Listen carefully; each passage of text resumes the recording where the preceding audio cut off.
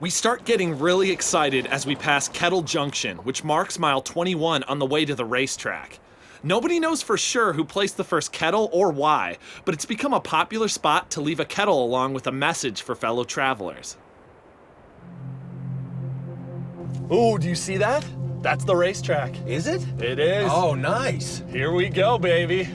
The Playa was once a lake, 3 miles long and 2 miles wide, that dried out around 10,000 years ago, leaving behind a bed of cracked mud that looks like glittering sand in the distance. It's like a nice big beach, although there's no water around here. Cars would destroy this fragile ecosystem, so we park in a lot near the dark gray rock formation known as the Grandstand and walk out 1 mile into the Playa. Let's trek. All right. Look at that. Oh my gosh, look at that. They've literally come out of nowhere. We were walking and I didn't see anything, and now all of a sudden there's like 7 of these things all right in the same area. And the trails that these rocks have created, they are enormous. You're talking football fields. Rocks of all shapes and sizes, some as heavy as 50 pounds, each with its own unique trail leading off in different directions.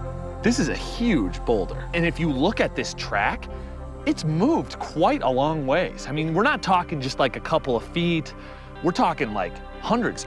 It's as if these rocks suddenly came to life and skated across the sun-baked Playa floor on their way to some unknown destination. Look at this. 2 rocks, separate from one another. They don't look like they were connected. And now, look at this. If we follow back their path, they look like they simultaneously moved, came together, and then they followed in completely parallel lines to where they ended up. And I think right there is where you get the term Racetrack Playa. These 2 rocks are having their face-off, and honestly, looks like we got a good old-fashioned tie right now. For all we know, this race is far from over.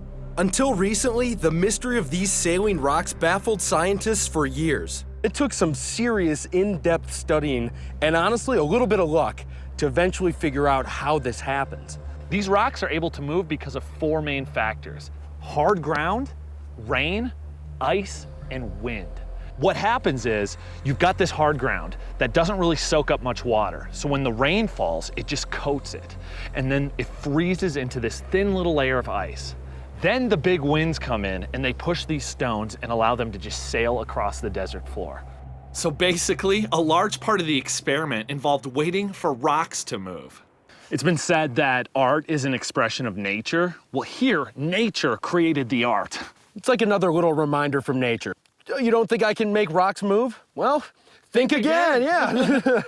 Hey everybody, thanks for watching. Make sure to leave any questions or comments that you have. And please subscribe to the channel, there's a lot more to come.